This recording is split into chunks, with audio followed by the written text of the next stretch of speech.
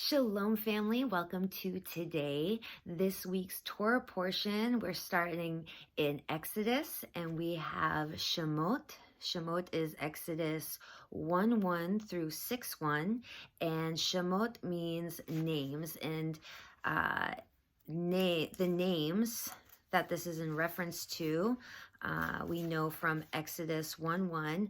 These are the names of the sons of Israel who came into Egypt with Jacob, each man with his household.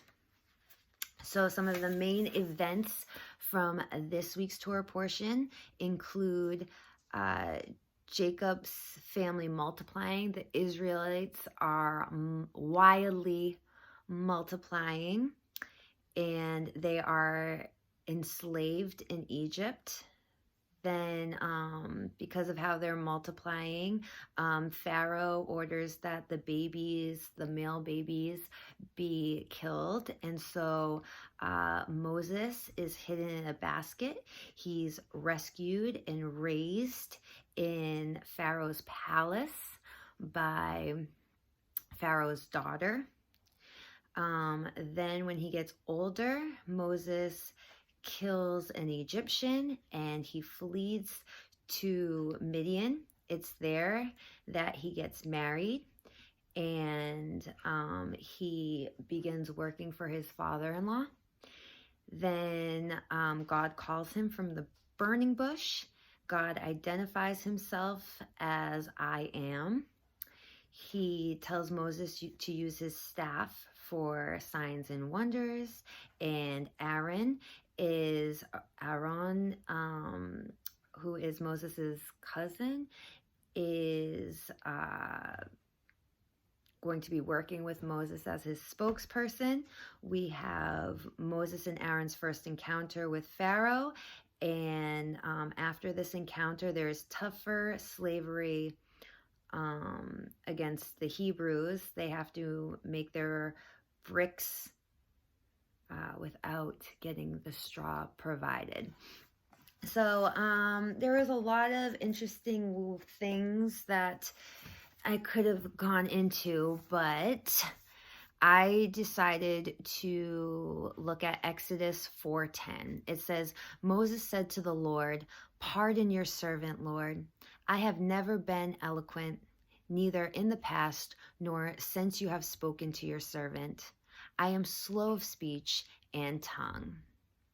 So this is what Moses says to God when God wants Moses to go to Pharaoh to free the Israelites. But flash forward to the New Testament. Acts 7:22 says that Moses was educated in all the wisdom of the Egyptians and was powerful in speech and action. So then, comparing Exodus 4:10 and Acts 7:22, did Moses lie to the Lord about his qualifications? Well, it's very clear that Moses didn't want this assignment. He pleaded with God to pick someone else, and it's possible he lied because he didn't want to take on such a daunting mission. Maybe he was insecure or afraid. I think it's also possible that the Lord recognized these abilities in Moses before Moses recognized them in himself. Consider also, this week's Torah portion tells us that Moses spends 40 years tending his father-in-law's sheep in the wilderness of Sinai. Then God brings the Israelites to Sinai, and Moses shepherds another 40 years in the same wilderness. This time, instead of sheep, it's the Israelites. We must understand that when God looks at us, he sees a champion. God's focus is where he is taking us. God isn't going to let us waste any of the gifts that he's given us.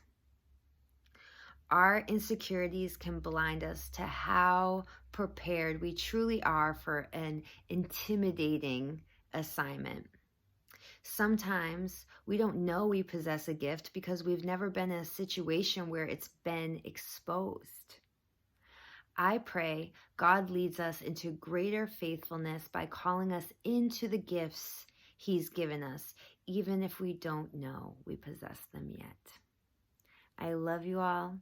Have a blessed day. Shabbat Shalom.